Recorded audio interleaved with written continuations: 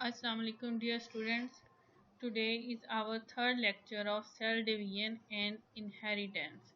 और आज के लेक्चर में हमने जो बात करनी है वो है डीएनए रेप्लिकेशन इन यूक्रियोट्स। जैसे कि आपको पता है यूक्रियोट्स वो ऑर्गेनिजम्स हैं जिनमें ट्रू न्यूक्लियस पाया जाता है, यानी कि जिनमें जो जेनेटिक मटेरियल या डीएनए है वो न्यूक्लियर मेम्ब्रेन के अंदर मौजूद होता है। यूक्रियोट्स में डीएनए की रेप्लिकेशन में कौन कौन से स्टेप्स इन्वॉल्व हैं या कौन कौन से इवेंट्स होते हैं वो हम देख लेते हैं। During DNA replication each DNA stand is template for a new stand, यानी कि डीएनए की दो स्टैंड से दो नए डीएनए के मॉलिक्यूल्स बनते हैं पुरानी स्टैंड्स को एज अ टेम्पलेट यूज करते हुए, और इसी वजह से डीएनए की इस रेप्लिकेशन को सेमी कंजर्वेटिव रेप्लिकेशन भी कहा जाता है।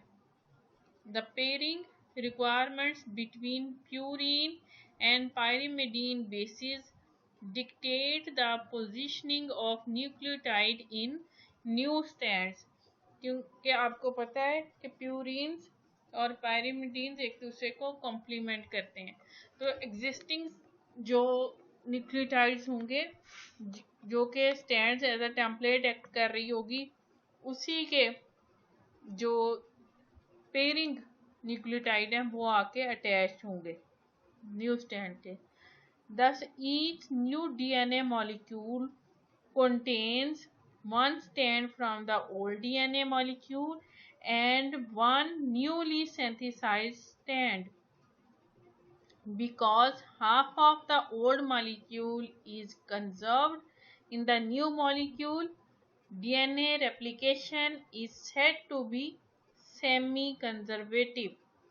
डीएनए रेप्लिकेशन होती कैसे है, ये डायग्राम आपकी बुक में भी मौजूद है। आपको पता है कि जो डीएनए की दो स्ट्रैंड्स जो हैं वो एक दूसरे के अपोजिट उनकी कॉइलिंग हुई होती है, यानी कि एक का 5 प्राइम एंड और दूसरे का 3 prime and.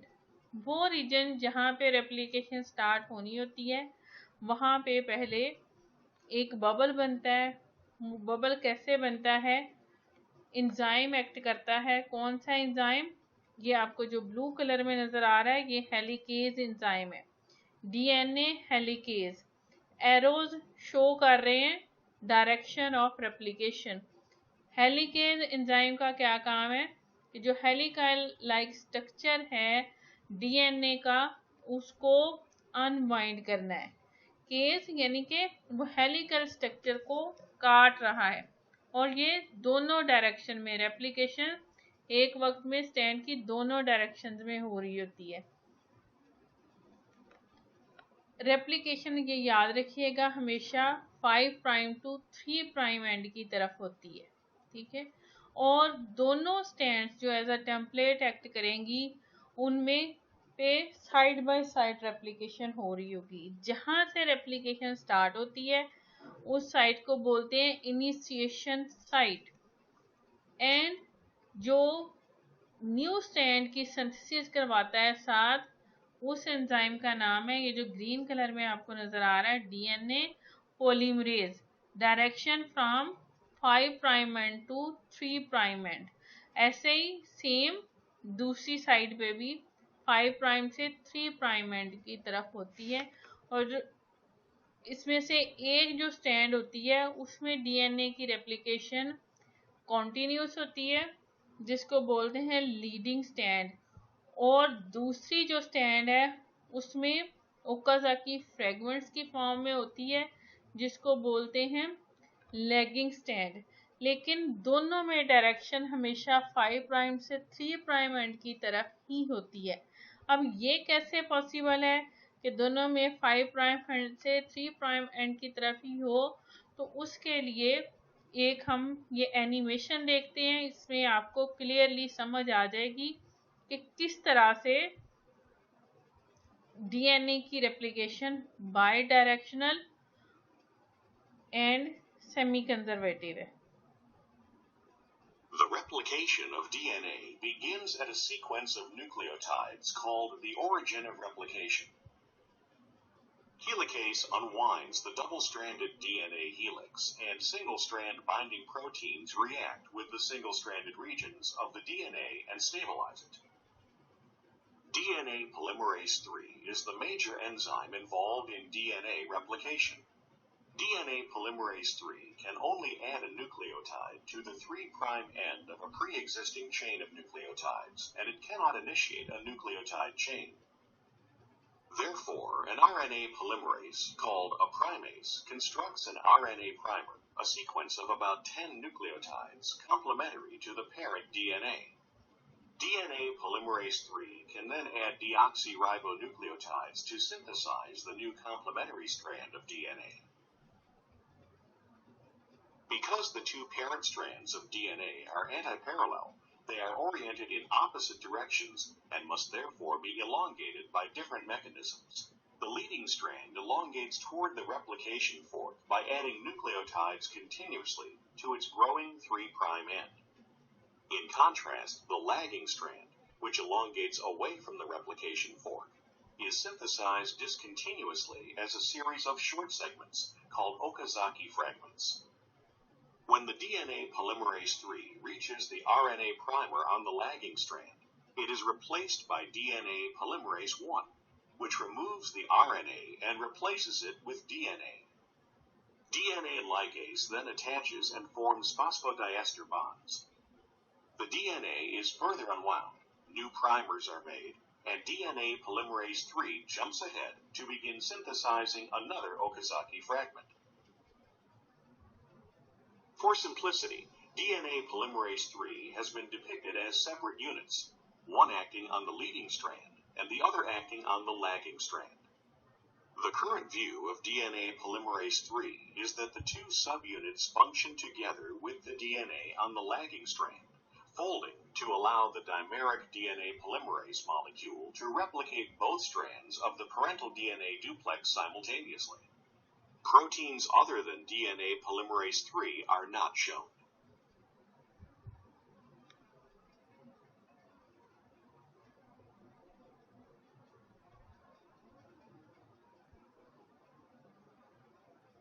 I hope students इस एनिमेशन को देखने के बाद आपको अच्छे से पिछली जो डायग्राम है जिसकी हमने पहले बात की है उसकी समझ भी आ गई होगी कि रेप्लिकेशन डीएनए की यूकैरियोट्स में कैसे होती है। जीन्स इन एक्शन, जीन होता क्या है? सबसे पहले a gene can be defined as a sequence of bases in DNA that codes for the synthesis of one polypeptide. Polypeptide chain यानी कि प्रोटीन.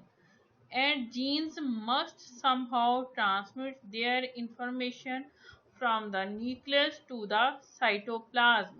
क्योंकि ट्रांसलेशन या प्रोटीन सिंथेसिस का प्रोसेस जो है वो हो रहा होता है साइटोप्लाज्म में, जबकि डीएनए जो है या जीन्स जो हैं वो मौजूद होते हैं कहाँ पे? न्यूक्लियस में.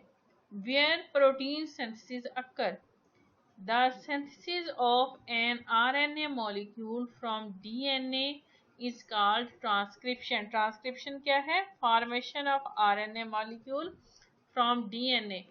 और जो इंफॉर्मेशन फिर आरएनए लेके आता है मैसेंजर आरएनए की फॉर्म में, उससे क्या होता है? The formation of a protein from RNA at the ribosome is called translation.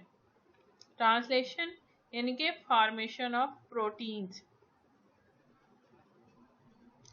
3 major kinds of RNA. RNA सिर्फ मैसेंजर आरएनए ही नहीं है, आरएनए की 3 डिफरेंट टाइप्स हैं. वो 3 डिफरेंट टाइप्स क्या हैं?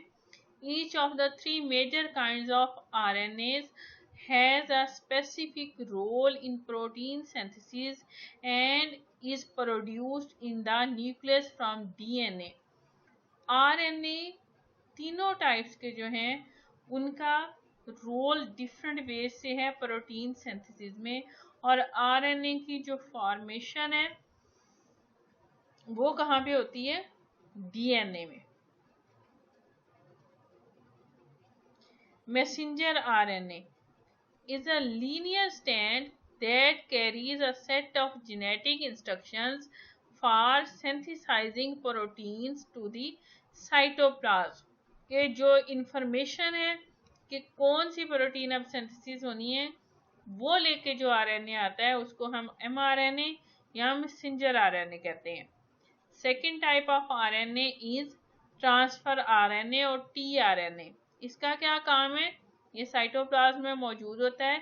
Picks up amino acids in the cytoplasm, carries them to ribosomes and help position them for incorporation into polypeptide.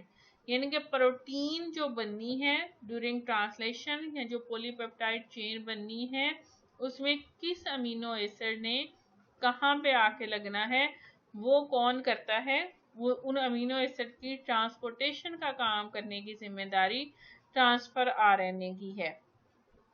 Ribosomal RNA और RNA along with proteins make up ribosome. ये ribosome का structure बनाता है और ribosome का काम क्या है? राइबोसोम को आप फैक्ट्री ऑफ प्रोटीन भी कहते हैं कि राइबोसोम से के ऊपर प्रोटीन सिंथेसिस की फंक्शन होता है. The genetic code. DNA must code for the 20 different amino acids found in all organisms. Living organism जो हैं वो 20 डिफरेंट टाइप के अमीनो एसिड से मिलके बने हैं और डीएनए में ये एबिलिटी होनी चाहिए कि वो उन सारे के सारे अमीनो एसिड्स को कोड कर सके. The information carrying capabilities of DNA resides in the sequence of nitrogenous bases. कैसे? The genetic code is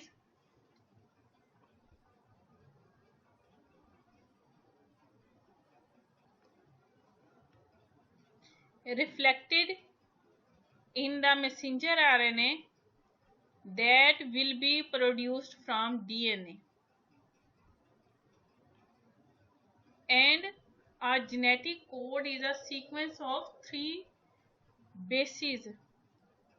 It means it is a triplet code. Each 3 base combination is a codon. More than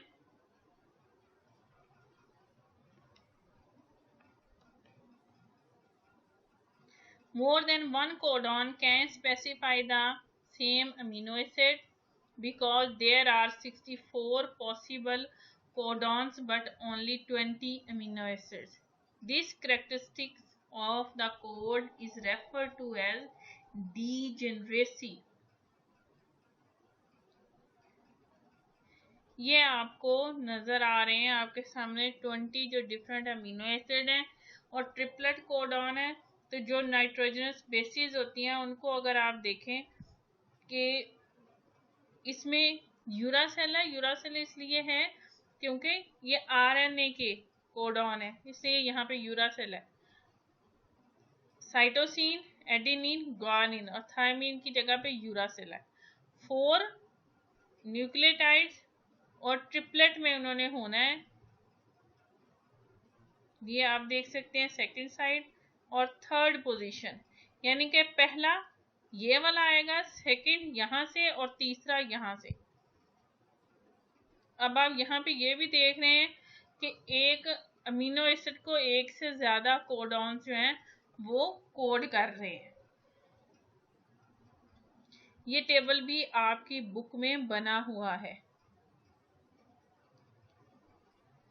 UAA, UAG and UGA ये 3 stop codon है. यानी कि जब भी ये codon आएंगे, इनमें से कोई आएगा तो यहाँ पे जो टर्मिनेशन है पॉलीपेप्टाइड चेन सिंथेसिस की वो हो जाएगी, यानी कि रुक जाएगी.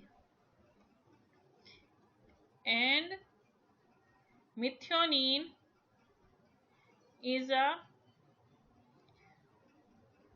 start codon. AUG, ये हर पॉलीपेप्टाइड चेन के लिए स्टार्ट कोडॉन है। जबकि इन तीनों में से कोई भी आ जाए तो पॉलीपेप्टाइड चेन की सिंथेसिस टर्मिनेट हो जाएगी, रुक जाएगी। Note that not all codons code for an amino acid.